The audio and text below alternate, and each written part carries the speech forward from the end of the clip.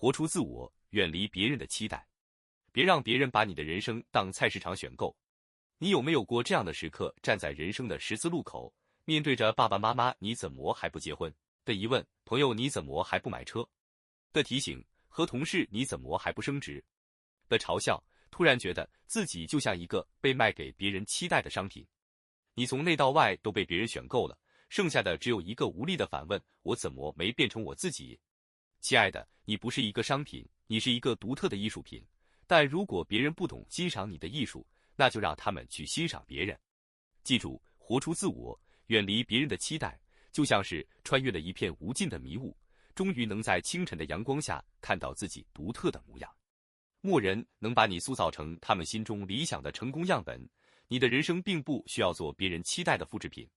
这世上没有万能的模板，只有你自己的独特风景。别人的期待是重超大号的心理负担。先别急着愤怒，你父母的那些金玉良言，其实是在爱的名义下给你送上了一大堆心理负担。他们对你有着种种期待，好像自己在经营一家公司，而你是那个永远得完成业绩的员工。为什么你还没找到工作？人家都已经升职加薪了，你怎么这么懒？你是不是吃了炸药了？咋还不结婚？你就不能自己买个车吗？怎么那么依赖我？听着这些话，我敢打赌，你要是不笑出声来，可能已经能把书桌掀翻了。可是，究竟是谁规定了每个步骤都必须按部就班的进行呢？谁给了这些期待至高无上的地位？能不能允许你有自己的节奏？爸妈不是在指挥你的人生，他们只是善意的旁观者，你的人生该由你自己来主导。别人可以期待你成功，但那不代表你就要为别人的期待跑马拉松。你得明白一个简单的道理，人生不是竞赛，它只是你个人的旅行。谟人能站在终点喊加油。社交圈子那些好心的提醒，你知道吗？社交圈有一群神秘的生物，他们叫做好心人。这些人看似无害，但他们在不知不觉中成了你不断追赶的影像。例如，假如你最近没有像朋友一样换个新手机，甚至没追赶上潮流，你的朋友们会立马给你来上一句：你怎么还在用这个破手机啊？你是不是落后了？然后你就会开始怀疑，我真的是掉队了吗？我是不是已经和这个世界脱节？但你要知道，很多好心的提醒，实际上不过是他人觉得你不跟上他们的步伐，就显得很 out。每次你和这些人聊到某个话题时，你都会怀疑自己是不是应该去买一件新的衣服，吃一顿昂贵的晚餐，甚至看一部根本不感兴趣的电影，只为满足他们那颗不断刷存在感的心。真正的活出自我，是无论别人怎么提醒，你依然能坚持自己对生活的独立理解。别人走得快，跑得远，不意味着你就必须加入比赛。你有自己的脚步，哪怕它慢，也不失为你最真实的步伐。职场上成功的背后，究竟有多少自己？对于很多人来说，职场就是一个需要不停奔跑的竞技场。年终考核、上司的评价、同事的眼光，每一份工作都是一次考验。但这些考验真的是为了你个人的成长吗？还是为了给公司的指标加分，给老板的面子增光？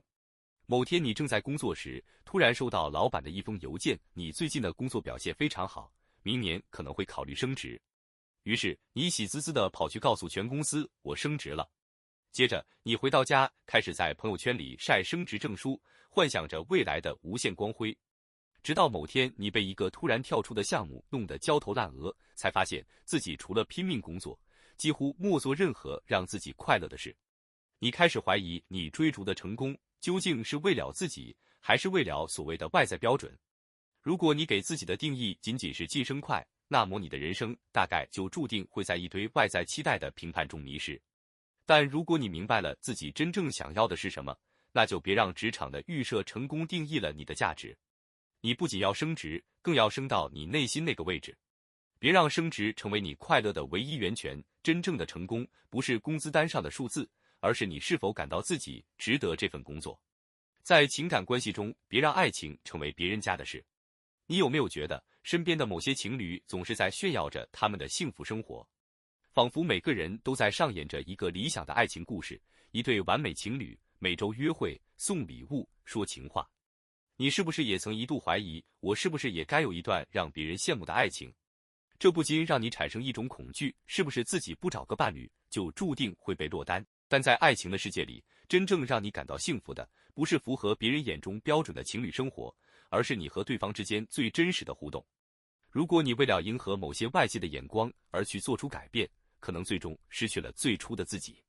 无论别人怎么问你，你怎么不找个男朋友，或者你为什么还单身，别怕，恋爱不是一场比赛，也不是一场展示会。你的人生不需要去交出合格的情感报告给别人，你只需要在感情里活得自由自在，活出属于你们自己的方式，而不是让别人期待你和谁在一起。如何远离期待的迷宫，活出真正的自我？一、学会拒绝谢谢，但我不需要。如果有一天你被某个问题困扰，感到别人正在把你往某个方向推，别怕。拒绝并不意味着你不懂礼貌，而是你不愿意成为别人预设的人生角色。你为什么还不结婚？我不想结婚，因为我现在更喜欢享受单身生活。这种轻松但坚定的回答，比沈默和委屈要强得多。你不需要对每个问题都做出解答，更不需要为自己的决定感到愧疚。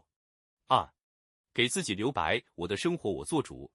别让他人的标准定义你的人生。给自己一些时间，不用急着完成所有目标。生活不是一份工作报告，它没有严格的时间表，哪怕某些时刻你觉得自己并不完美，那也完全没关系。三、找到内心的声音，我的价值不由别人定义。你不必迎合别人，你只需要找到内心的那个声音。只有当你真的了解自己，你才知道什么才是对自己最有意义的目标。你不需要追求所有外界的标准，你只需要忠实于自己的内心，走一条属于自己的路。四、打造自我，我的故事我主导。记住，你不仅仅是在适应生活，你在创造自己的故事。每一步都可以是你自己的选择，不需要过多的理会他人的目光。你是自己命运的导演，而不是一名被动的演员。尾声，活出自我，你才是这场人生游戏的主角。放下别人的期待，做一个自己真正想做的人。你的人生不需要活在别人的影子下，也不必在别人的眼光中寻找认同。别让那些好心的提醒和外界的评判成为你的桎梏。你不过是他们人生剧本中的一个配角，而你自己的人生剧本需要你来编写。